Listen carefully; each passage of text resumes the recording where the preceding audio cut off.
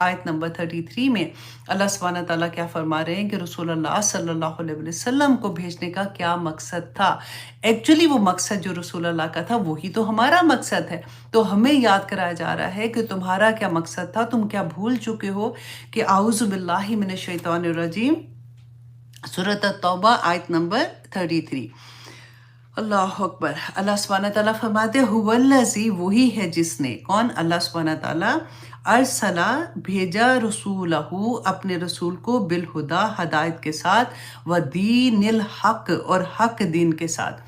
कि ये दो चीज़ें, हदायत दे के भेजा ताकि वो दूसरों को हदायत दे सके, और दीन हक दे के भेजा, और मकसद क्या था? लियुज़हिरहू, ताकि वो गालिब कर दे, अलद्दीन कुल्लिही, तमाम अदियान पर उसको गालिब कर दे। किसको गालिब कर दे? इस्लाम को गालिब कर दे।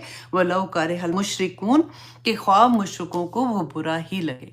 अब यहाँ पे गौर कीजिए कि रसूलुल्लाह सल्लल्लाहु अलैहि वसल्लम का मकसद अल्लाह सुब्हानहू तआला ने क्या बताया कि वो दीन इस्लाम को तमाम अदियान पर गालिब कर दें।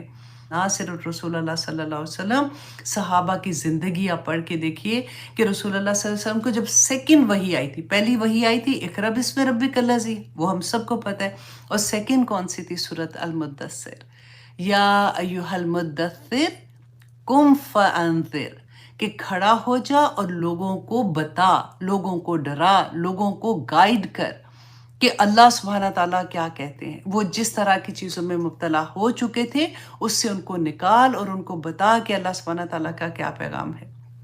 अल्लाह सुब्हानहू तआला ने, ये सेकंड वही थी, उसके बाद रसूलुल्लाह सल्लल्लाहु अलैहि वसल्लम आखिरी वक्त तक चैन से नहीं बैठे।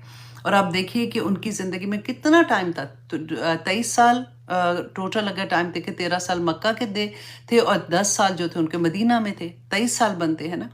23 साल में जो जंगों का ज़माना था वो सिर्फ 8 साल था, और उसके 13 साल तो मक्का में तो कोई, वो अल्लाह सुब्हानहू तआला की तरफ से हुक्म आ गया था कि फू आइदियाकुम, कि अपने हाथ बांधे रखो, कोई अपना हाथ नहीं उठाएगा। जब मदीना में आते हैं रसूलुल्लाह सल्लल्लाहु अलैहि वसल्लम, तो उन्होंने सोचा कि अब चैन हो जाएगा, अब यहाँ पे आराम से हम दीन का काम करेंगे, हम दीन की अशात करेंगे या इस तरह से। लेकिन रसूलुल्लाह सल्लल्लाहु अलैहि वसल्लम जैसे ही मदीना में जाते हैं तो कितना मुश्किल वक्त था कि एक रात ऐसी नहीं थी शुरू में कि वो कोई चैन से सोया हो। सहाबा पूरा पहरा देते थे।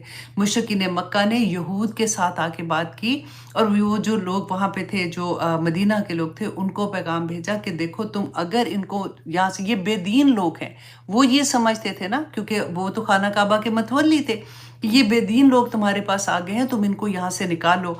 अगर तुमने इनको ना निकाला तो हम तुम्हारे बेटों को गुलाम बना के ले जाएंगे और तुम्हारी बेटियों को कैदी बना के ले जाएंगे। इतना खौफ था जिसकी कोई हद नहीं।